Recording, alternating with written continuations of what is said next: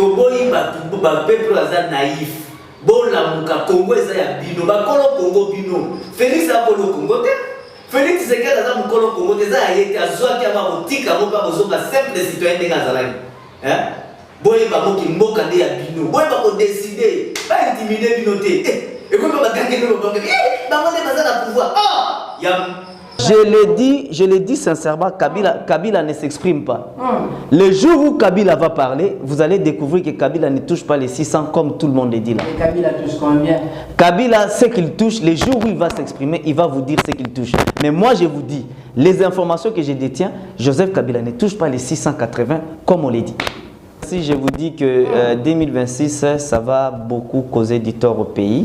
2025, ça va causer beaucoup du tort au pays. Comment ça? Beaucoup du tort, pourquoi d'abord? Parce que, d'abord, la gestion de Félix Tshisekedi est une gestion chaotique. Qu'est-ce que le peuple a gagné de tout ce qui est Qu'est-ce que le peuple peut dire aujourd'hui que l'IDPS au pouvoir, nous citoyens congolais, nous avons pu bénéficier? Pratiquement rien. Vous allez me dire des sauts des moutons. Sauts des moutons, il y en a des sauts des moutons là-bas qui ont maintenant des fissures. Allez regarder dans les sauts des moutons. Il y a des fissures, ça commence à s'écrouler. Pourquoi tout simplement? Parce que tu m'as regardé le coup trop énorme. Ce n'est pas normal. Nous voulons une république, non des gens qui vous disent de bonnes choses, mais qui agissent dans des mauvaises choses. Nous voulons une république où les gens, ce qu'ils disent et ce qu'ils font. Je l'ai dit aujourd'hui dans cette émission, celui qui veut me prouver peut me le prouver.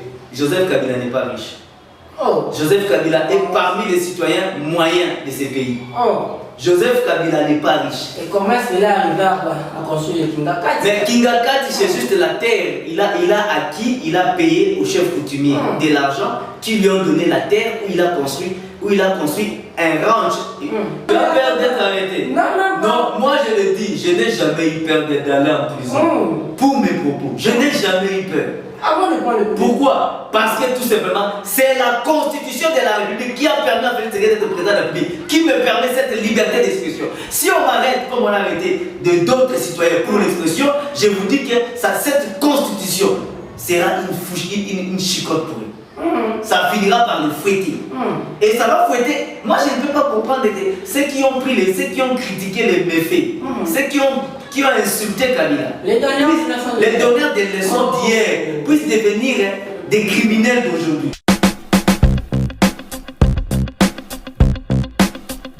Trop aimé de savoir que vous êtes très nombreux qui vont vous poursuivre pour suivre l'intégralité de votre émission à caractère socio-politique aujourd'hui, toujours présenté par votre humble serviteur Olivier Fémon, combattant de la liberté.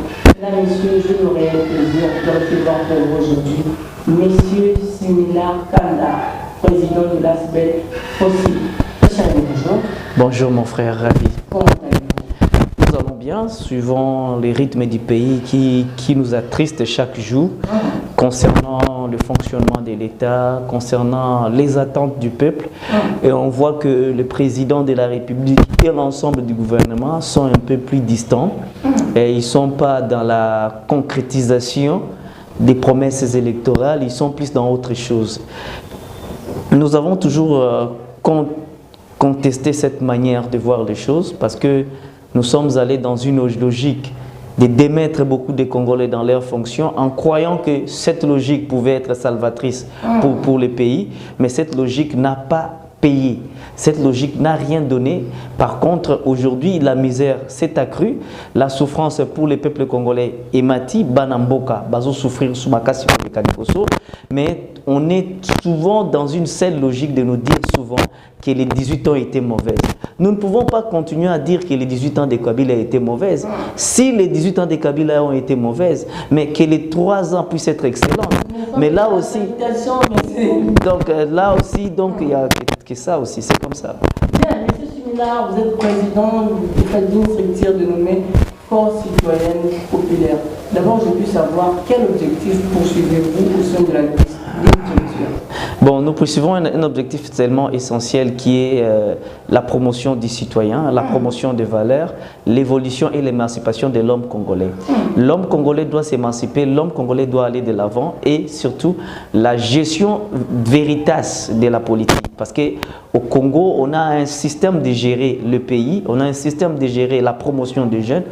Si nous sommes rendus compte que nous étions obligés de créer la FOSIP parce que tout simplement, on a été avec certains, on a vu que c'était plus les cousins, plus les beaux-frères, plus les copines qui primaient. Donc c'était un des mécanismes pour vous bloquer. Alors pour émerger, pour permettre à ce qu'un autre son de cloche puisse émerger, pour permettre à ce qu'une nouvelle classe politique puisse émerger, nous avons pris l'initiative de nous engager dans l'activisme citoyen dans le but de pouvoir faire la promotion des valeurs dont nous défendons, qui sont des valeurs de paix, d'amour, dignité et de développement partagé. Et dans tout ce que vous possédez comme objectif, qu'avez-vous concrétisé jusqu'à présent? Bon, jusqu'à présent, on a beaucoup concrétisé, notamment nous avons dénoncé plusieurs mauvaises choses dans la gestion qui a permis à certains décideurs, par exemple le gouvernement congolais, d'essayer de revoir certaines choses, mais vous sentez même dans la manière de revoir, ça ne passe pas comme il se doit. Nous ne sommes qu'en train de dénoncer jusqu'à aujourd'hui. Nous ne sommes qu'en train de participer par la dénonciation courageuse et audacieuse des méfaits d'une mauvaise gouvernance que nous subissons, des méfaits d'une mauvaise gestion de la chose publique et d'une façon amateuriste de pouvoir prendre les affaires de l'État. C'est pourquoi, lorsque nous dénonçons ça, c'est une manière de contribuer à la bonne marche des choses. Mais quant aux citoyens, nous laissons la primaire aux citoyens de définir notre capacité à pouvoir changer les choses. Mais notre capacité aussi à pouvoir changer les choses, c'est résume dans la volonté du citoyen congolais à pouvoir promouvoir son bien-être.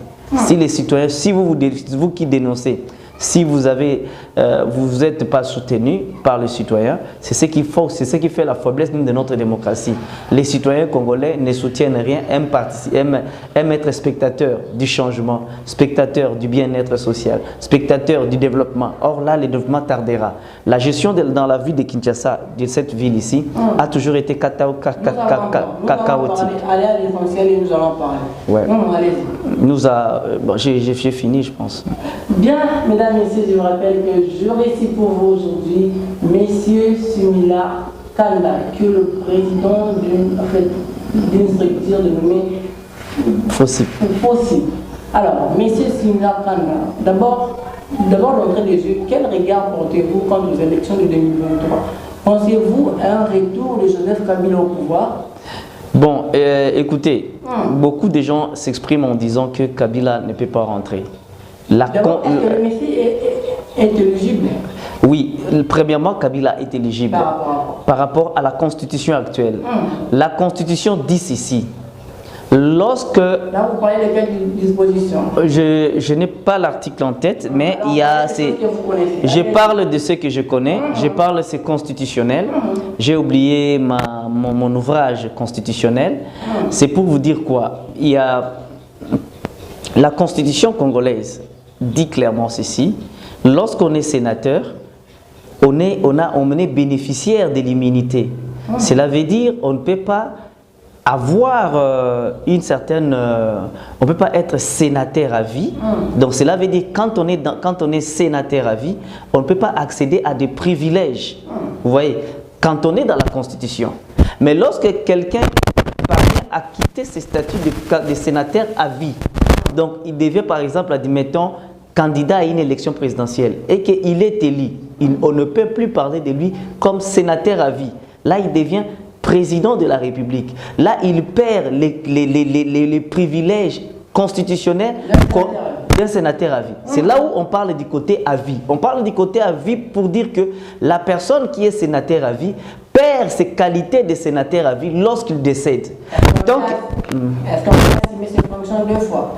Non, les sénateurs à vie n'est pas une fonction, mais plutôt un statut qu'on accorde. Statut veut dire quoi? Statut veut dire tout simplement, on te reconnaît certains droits par rapport à cette catégorie.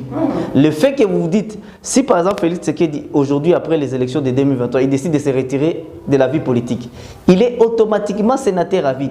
Autrement dit, il est pris en charge par l'État congolais. C'est ce que les gens oublient. Quand on dit sénateur à vie, on veut tout simplement dire que vous êtes pris en charge par l'État congolais.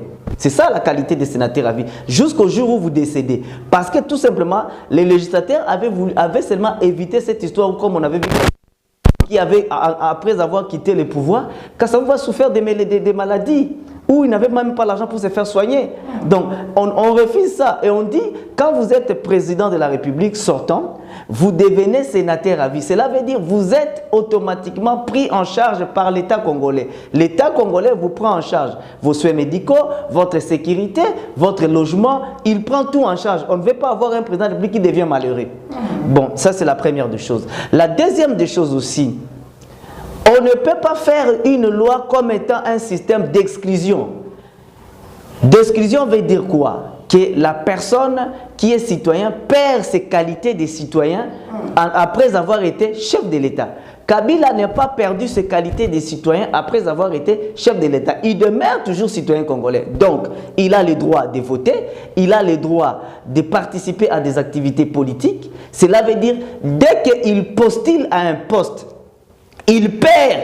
Quand on dit on ne peut pas être sénateur à vie et être premier ministre, cela ne veut pas dire qu'on ne peut pas être sénateur à vie. Hein? Vous comprenez? Cela ne veut pas dire qu'on peut pas être. Cela veut dire qu'on ne peut pas être sénateur à la vie et premier ministre à la fois. Vous comprenez? Dès que vous devenez premier ministre, vous perdez automatiquement votre qualité de sénateur à vie. Vous perdez cela, donc les privilèges, les avantages, tout vous perdez.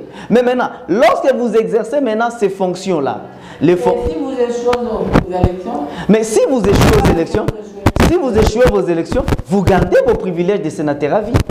Mais oui, c'est ainsi. Parce que c'est un État qui vous colle.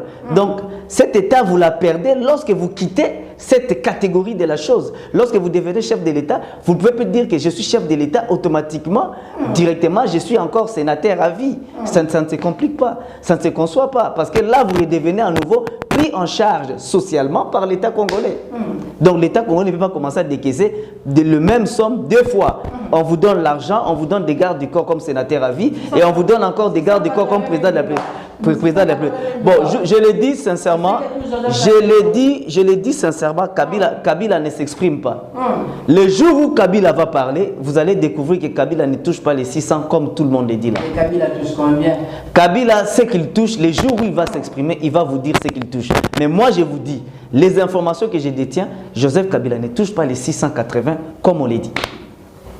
Bien, mesdames et messieurs, je récite pour vous aujourd'hui, monsieur Similar Kanda. Je pense que vous comprenez déjà que l'émission est très chaude. Alors, monsieur Similar Kanda, puisque nous parlons des élections de 2023, en fait, pensez-vous que les élections de 2023 vont s'organiser dans un délai constitutionnel? On a connu beaucoup de désordres qui ont perturbé beaucoup de choses. Mais je pense que si la CENI revoit un peu sa facture globale, si la CENI, si l'autorité politique aussi se concentre à pouvoir nous permettre d'avoir des élections, je pense qu'on aura des élections. Mais je pense que si on peut avoir un glissement, ça peut être peut-être de quelques mois, 3, 4 mois, 5 mois, mais pas de 2 ans, 3 ans, ça c'est exagéré.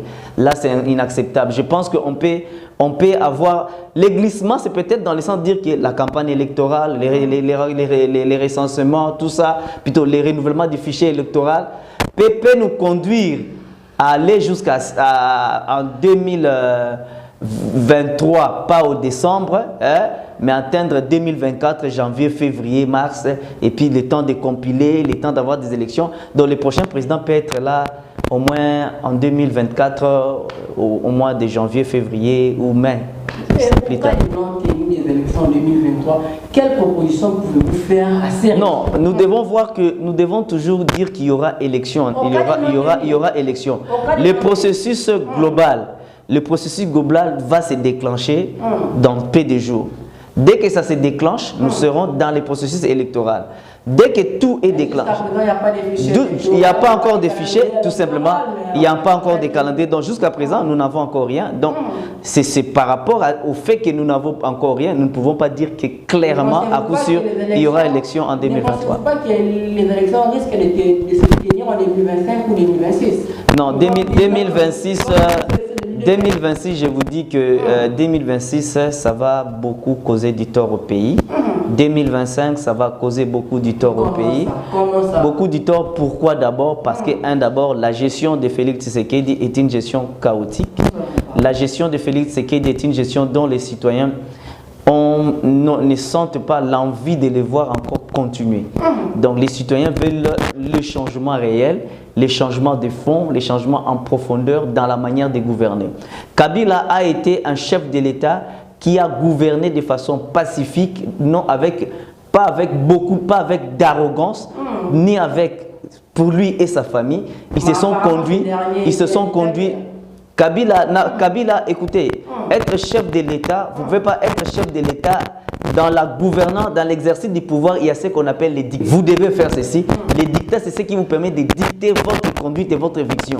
Donc, vous ne pouvez pas dire à Kabila qu'il a été un dictateur aussi longtemps qu'il avait une vision qu'il menait le peuple congolais. C'est cette vision qui a permis à ce qu'aujourd'hui nous ayons Félix Tshisekedi comme président élu démocratiquement, comme président élu et une passation démocratique et suffisait du pouvoir. C'est la vision que Kabila a toujours eu. Une vision de paix, une vision d'amour, une vision d'harmonie.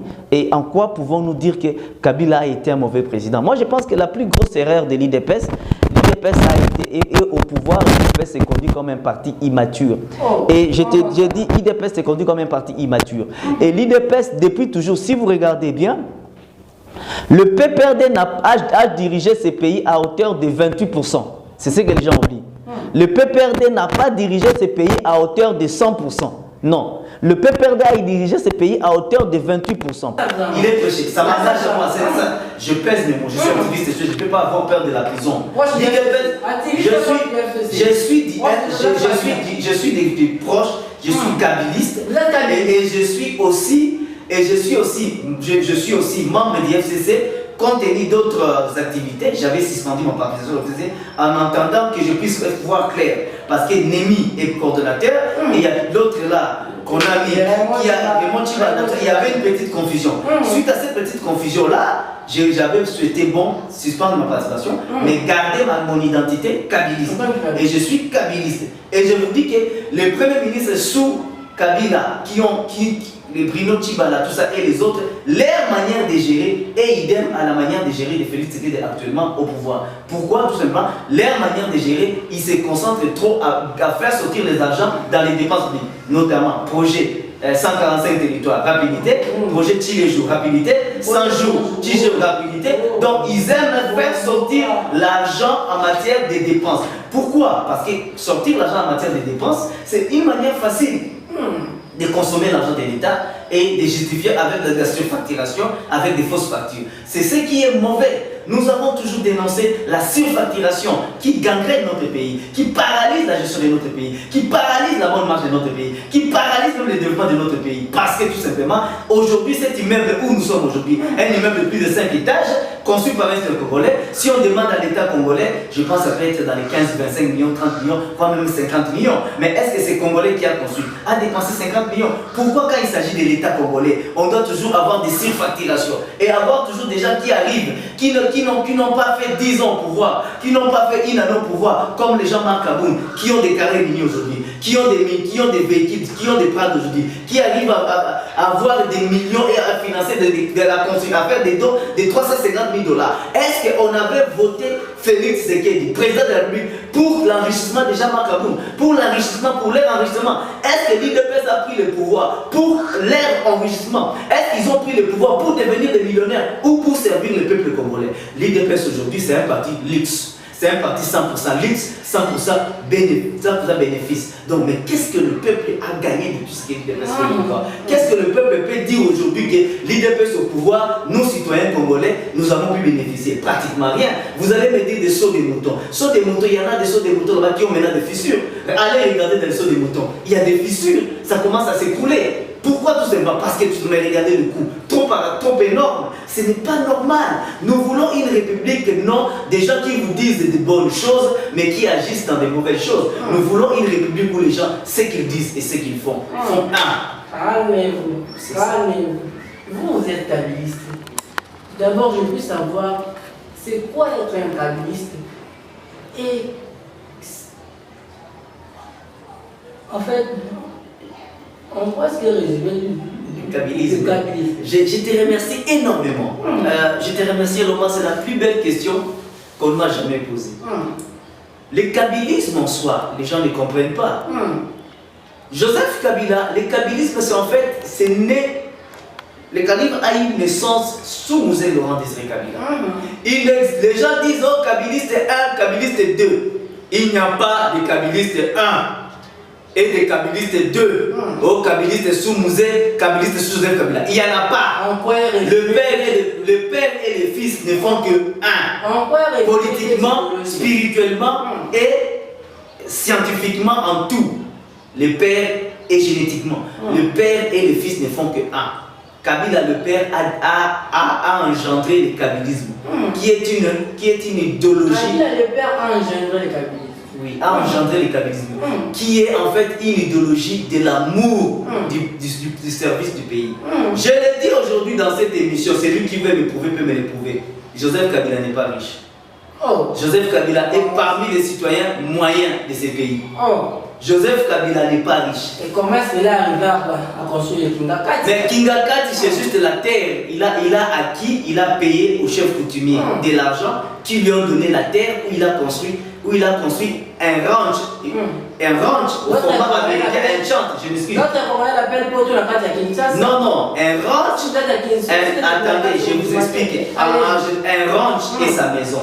Le ranch, cela veut dire quoi? Là où il fait l'élevage et l'agriculture. Et puis, comme il a épousé une femme, vous savez, Maman Olive était dans les affaires avant que Kabila puisse l'épouser. C'était une femme d'affaires. Elle avait commencé, elle vendait les foufous, Olive l'imbécile. Après, à un moment donné, elle a eu beaucoup d'argent, elle a commencé à vendre les voitures. Elle achetait des voitures, des histoires, des conteneurs, des histoires, et elle venait vendre. Là, c'était à Goma. Elle faisait des conteneurs, elle faisait tout. Alors, quand elle faisait des affaires, et en ce moment-là, je n'aimerais pas aller parce que ça, c'est à eux de rencontrer leur vie. C'est en ce moment-là, en tant que femme d'affaires, elle a rencontré un homme qui l'a gagné. Cet homme-là, c'est Joseph Kabila. Et ils se sont aimés. Et Joseph Kabila dit, je vais faire de toi ma femme. Il a épousé. Mais cette femme-là a continué dans les affaires. Non, ça c'est faux. Ça c'est faux. Ce que les gens disent, ce n'est pas prouvable. Mais ce que moi je vous dis, c'est prouvable. Elle a été avec Kabila et ils ont des enfants. Suivez le visage de l'enfant, la fille Sifa. Vous allez voir que c'est son père tout caché. Mais les gens racontent, Joseph Kabila. Mais les gens racontent que c'est la fille d'Eric Kirling. Donc regardez le visage de Sifa et Kabila. C'est comme une fille qui ressemble trop à son père. Donc c'est faux. Donc attends, je t'explique. Le kabylisme, c'est l'oubli de soi pour l'amour du Congo. Maman Olive, c'est elle, la femme d'affaires, qui a épousé un homme qui ne possède pas grand-chose, mais c'est la femme, Maman Olive, qui a des affaires à elle. Elle a construit Parc Naï. À Kingakati, elle a construit beaucoup des histoires où les Congolais, quand ils vont, ils la payent, elle gagne un peu d'argent. Elle a investi dans l'immobilier, où elle a acheté des maisons, où elle a mis des locataires. Quand elle la paye, elle a de l'argent. Maman Olive a fait des affaires qui permettent à cette dame aujourd'hui d'avoir l'argent qu'elle a. Mais en réalité, Joseph Kabila ne possède pas grand-chose. Joseph Kabila, c'est un citoyen qui est un kabiliste. Les kabilistes, c'est en fait, le kabilisme, c'est l'oubli de soi pour le Congo. C'est pourquoi vous avez vu Kabila s'est oublié. Quand les gens disaient Kabila reste au pouvoir, garde le pouvoir, fait un troisième mandat, personne n'a venu. Kabila avait l'armée, la 8e armée d'Afrique. Kabila pouvait dire à l'armée, Yona Pwempo, Yona Pwempo, Yona Pwempo, Oana Makara, Oana Boye, comme l'a fait Sassou, comme l'a fait Museveni. Kabila dit, le kabilisme c'est l'oubli de soi pour l'amour du Congo. Il a vu que cet état de choses allait amener le pays dans le chaos. Il s'est oublié, Joseph Kabila s'est oublié, il a reculé, il a laissé avancer la paix. Et il a organisé les élections et il a respecté la constitution. Après des ans. Non, les 2 ans de glissement, je l'ai dit. Si Félix, les 2 ans de glissement, si les gens sont honnêtes, quand ils sont allés au dialogue, à Béatrice Hôtel. Ce sont les opposants qui ont demandé 2 ans de glissement. Oui! Dieu me voit. Ce n'est pas une révélation, la preuve est là. Je prends Olengankoi, je prends l'IDPS, je prends les délégués de l'IDPS à l'époque, c'était l'IDPS. IDPS, même l'IDPS Tshisekedi, ils étaient là. Tshisekedi, Félix, l'actuel président de la République. Quand les délégués étaient là, ils ont dit quoi? Ils ont dit que nous voulons que tant qu'il y a des missions de salaté, si on va aux élections comme ça, on va perdre. Nous voulons qu'il y ait glissement. Kabila a dit non à organiser les élections. Et ils ont dit non, non, si c'est comme ça, nous refusons. Pas des élections maintenant, il faut glissement. Ils ont glissé, ils ont fait glisser Kabila de leur volonté. Kabila a accepté. Les gens vont couper ce parti. Ils coupent. J'ai dit la vérité. Pour preuve, c'est pourquoi quand on a nommé Bruno Tshibala, IDPS Tshisekedi de Tombo l'a limité. Quand on a nommé Bruno Tshibala, ils ont dit non, non, il fallait pas nommer Félix. Mais d'accord, tu n'étais pas là. Toi, tu n'étais pas là. Quand on a nommé Sami Badibanga, l'IDPS Tshisekedi a Tombo qui? Pourquoi pas? Non, non, on voulait pas nommer Tshisekedi. On a nommer Tshisekedi parce que tout simplement, les gens de l'IDPS, s'ils avaient fait, je vous dis que s'ils avaient fait le choix, donc c'est qu'ils étaient d'accord dans le glissement. Donc les glissements, c'était leur volonté. Aujourd'hui, les FCC n'est pas pour les glissements. Normal. Les FCC n'est pas pour les glissements. Le kabylisme n'est pas pour les glissements. Le kabylisme ne propose pas un glissement. Le kabylisme est pour le respect de la Constitution. Si Kabila avait glissé, c'était la volonté des opposants. Aujourd'hui, l'opposition actuelle, c'est les FCC et les FCC refusent les glissements. Maintenant, qu'est-ce qu'on va faire? Donc, on doit aller aux élections à tout prix, même si ça pourrait pas, c'est un peu ça la vérité. Bien, mesdames, messieurs, prenons rapidement le troisième thématique de cette émission qui consiste aux 3 premières années du président Félix Tshisekedi à la tête de la République démocratique du Congo. Après 3 ans de règne, que retenir du bilan du président? Très positif, ou ce dernier un bilan très mitigé. Monsieur Sumina, vous avez la parole. Bon, vous savez, en termes d'impression de valeur, le bilan de Félix Tshisekedi est vraiment lamentable, déplorable. Comment ça? Nous avons vécu. Mais c'est que l'IDPS dit que non, nous avons un bilan. Mais vous avez bien dit c'est de l'IDPS. Vous avez bien dit c'est de l'IDPS. Moi, je parle du bilan en termes d'impression des valeurs. Vous-même, vous savez, vous avez appris des conseillers à la présidence qui giflent des fonctionnaires. Oh mon Dieu. Vous n'avez pas vu les images sur vidéo, je vais vous les donner. Je les ai sur mon téléphone. Des conseillers à la présidence qui giflent des fonctionnaires.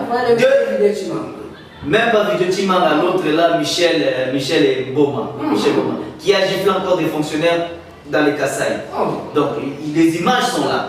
Vous avez encore des gens qui se conduisent de partout par là en train de menacer les fonctionnaires de l'État, comme Jean-Marc Abounda qui a menacé des honnêtes policiers, des honnêtes GIR qui faisaient leur travail correctement de défendre la République, de soutenir le président de la République dans l'exercice de sa mission. Donc pour vous dire seulement mais c'est le bilan, je parle du bilan. Quel bilan? Je parle du bilan. Ça fait partie du bilan. Mais oui, je te dis, les coups et blessés font partie du bilan. Les agressions qu'on a connues font partie du bilan. Vous voulez déduire ça du bilan comment? L'impression, la manière dont on dirige le pouvoir, c'est ça qui constitue le bilan. Je vous parle du bilan. Quel bilan? Sur le plan social, il n'y a pas eu tellement d'avancées. Il y a eu plus de détournements. Sur le plan social. Sur le plan social, il y a eu plus de détournements, plus de décaissements de fonds qui n'ont pas bien fait l'affaire du citoyen, qui n'ont pas arrangé les citoyens. Il y a eu plus de cadeaux inappropriés qu'on a fait aux députés. Il y a eu plus des choses qui se sont passées qui n'ont pas arrangé la morale du citoyen, la morale du citoyen. Alors, maintenant, tout ça pour conclure tout simplement que pour moi, je pense que le bilan n'est pas, elle est vraiment trop mauvaise et le bilan est vraiment à déplorer et les chefs de l'État doivent fournir des efforts pour les 2 ans de se préparer à pouvoir un peu soit changer un peu les tubes ou soit de se préparer à pouvoir se dire autrement. Est-ce que c'est bien? On peut encore postuler en 2023. Bon, la Constitution ne lui interdit pas, ne lui interdit pas, mais la vérité est que est-ce qu'on postule pour être pour comme certains disent non, Félix c'est un américain, c'est Kazawana, mais on se dit, mais est-ce que. N'a pouvoir perdre beaucoup d'hésité, comme dit c'est l'IDPS. Donc l'IDPS pour eux, ils sont au pouvoir, ils sont là jusqu'à ce que Jésus-Christ va. Mais moi, avec Jésus-Christ, maintenant, est-ce que vous croyez réellement que donc les gens doivent être au pouvoir pour être au pouvoir, ou pour avoir des beaux cortèges, ou pour circuler dans des beaux cortèges? Les gens sont au pouvoir pour un objectif social, pour un objectif de paix, pour un objectif de promotion et d'éducation de la cité. Lorsque vous n'arrivez pas à éduquer la cité, à amener le pays vers l'impression des valeurs, lorsque vous n'êtes pas dans la réalisation de vos promesses électorales, lorsque vous n'appliquez pas le bon sens que le peuple attend de vous, mais mon frère, qu'est-ce que vous voulez? Qu'est-ce que vous voulez? Est-ce qu'on doit commencer? Est-ce que vraiment le bilan de Félix doit être expliqué? Même si vous sortez en cours de vous demandez. Mais c'est les sociales disent qu'il a bien complètement. Non, mais non, parce que ils sont bornés à l'air nez. C'est pourquoi ils voient l'air nez. Quand ils voient l'air nez, dans l'air nez, ils voient le nouveau parfum. Ils sont en train de se parfum. Le nouveau parfum de $100. Ils sont en train de se parfum. Il attend qu'il ne travaille pas. Ça c'est là où il fallait s'investir. Moi, j'avais dit à l'IDPS, je les avais proposés en tant que kabiliste, parce que Kabila nous avait demandé de soutenir Félix. J'avais proposé des idées, notamment la restructuration valable de l'administration, la dépolitisation de l'administration, qui est le parti politique désordonnés qui ont pris les pouvoirs, ont politisé l'administration. Je ne parle pas là du PPRD, je parle des alliés, beaucoup d'alliés qui sont allés de gauche à droite, qui ont politisé, qui ont fait des nominations politiques de l'administration. Alors, tout ça, il fallait recadrer. Demandez à tout fonctionnaire de l'État, il va vous dire, sous Kabila, il y avait une administration. Sous Kabila, l'État congolais fonctionnait. Il fallait que l'élan laissé par Kabila puisse être perpétré. Mais par contre, l'élan laissé par Kabila, on a connu une grande régression. Ça n'a pas été fait. Une grande régression. On a connu. Donc, il n'y a pas eu d'innovation. Donc, nous avons totalement reculé. On est avancé. Je vous dis, nous avons reculé. Il faut être conscient, nous avons reculé. Et puis, quand on dit avancer, avancer veut dire progrès. Quand on dit progrès, les progrès, ça ne se vante pas. Les progrès, le peuple, tout le monde se constate. Les progrès, avant on avait des ampoules, on dormait avec des ampoules à polluement, des ampoules à pétrole. Maintenant on a des ampoules LED. C'est le progrès. Ça, grâce à l'évolution, c'est le progrès. Mais maintenant vous devez ça doit se prouver de soi. Ça n'a pas besoin d'être argumenté. Oh non, Kabila, sous Kabila. Vous allez être toujours sous Kabila, sous Kabila. Kabila lui-même a dit non. Il fallait que je change mon congolais. J'ai pas pu. Kabila a reconnu ses limites. Mais maintenant vous devez être encore sous Kabila. C'est quand même ridicule. Bien, mesdames, messieurs, selon M. Similar Kanda, les millions de M. Félix Tshisekedi est complètement mitigé. Totalement. Là, c'est ce qui engage. Totalement. Monsieur Kanda dit que. Pourquoi tu dis que ça m'engage? Tu as peur d'être arrêté? Non, moi je le dis, je n'ai jamais eu peur d'aller en prison. Pour mes propos, je n'ai jamais eu peur. Pourquoi? Parce que tout simplement, c'est la constitution de la République qui a permis à Félix Tshisekedi d'être président de la République, qui me permet cette liberté d'expression. Si on m'arrête comme on a arrêté d'autres citoyens pour l'expression, je vous dis que cette constitution sera une chicotte pour eux.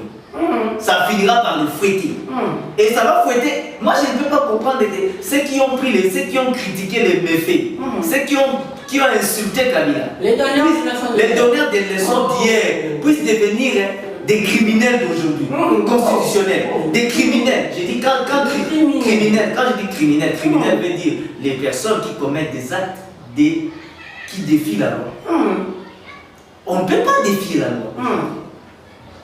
On doit appliquer la loi. Et on doit respecter la loi. Donc ce régime défie la loi. Mais lorsque vous n'arrivez pas à respecter les dispositions constitutionnelles, lorsque vous n'arrivez pas à appliquer la loi, lorsque vous bafouez le bon fonctionnement de l'État, vous paralysez tout. Vous déstabilisez tout. Mais apparemment, ils ont instauré l'État de droit. L'état de droit en quoi? Lorsque le cortège du président de l'Assemblée arrive à taper des militaires. La liberté d'expression. Non, la liberté d'expression existe sous Kabila. Et d'ailleurs aujourd'hui, elle est amoindrie. Parce que pour avoir dit Mbouma,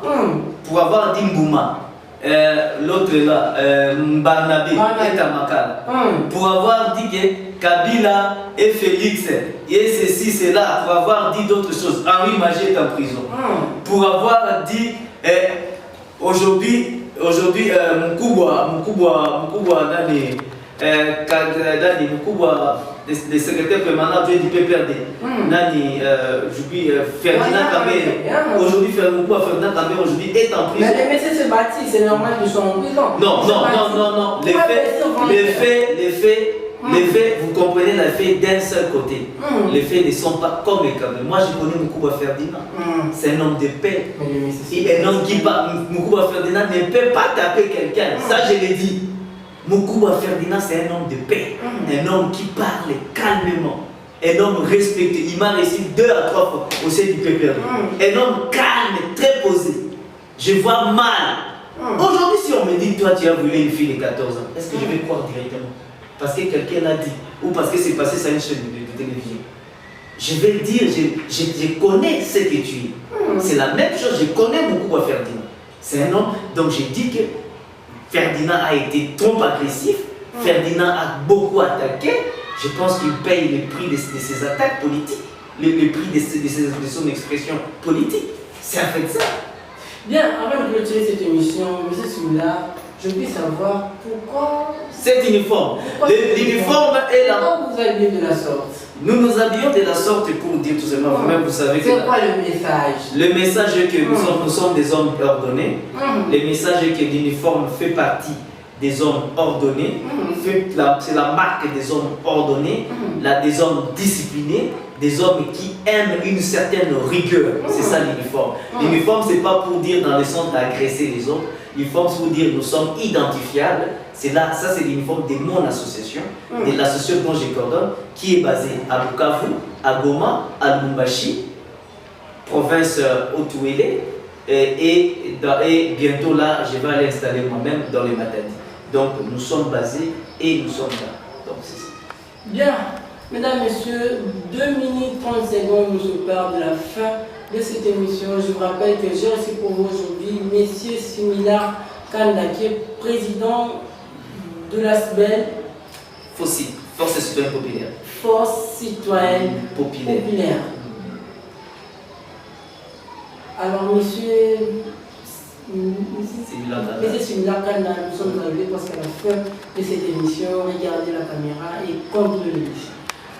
Peuple congolais, soyez un peuple dynamique, soyez un peuple qui soutient des valeurs. Nous allons partir aux élections, Tokokenama Ponani. Boti Kabilo kwa voter batu po aza ompangi nanga po aza mwane tu po linduku yangu bo voter batu po baluku bomoni te muto asoka ke na parlement ya malunge kozala pa bato bapesi bapolo na bakoka na mokolo moko pe babu tomona ba babote ekoma na bakampana baye bino bapolo na bango bolati bakwati papa toboyi batu ba peuple aza naïf. Bola muka Congo eza ya bino bakolo Congo bino Félix apolo Congo te Félix Tshisekedi aza mukolo Congo te za yete azwaki aba botika moka bozoka simple citoyen de Gazalani boye ba moki mboka nde ya bino boye ba ko décider ba intimider bino te et comme ba gagner le banque ba monde baza na pouvoir ya totika totika tozo msana no mama sanzaka merci. Bien, mesdames et messieurs, nous sommes arrivés presque à la fin de cette émission. Si vous avez aimé, n'oubliez pas de dire un grand merci à notre caméraman Jean-Maya Siansu qui a voulu éviter mon combattant de liberté qui était à la présentation de cette émission. On se retrouve prochainement avec le même plaisir.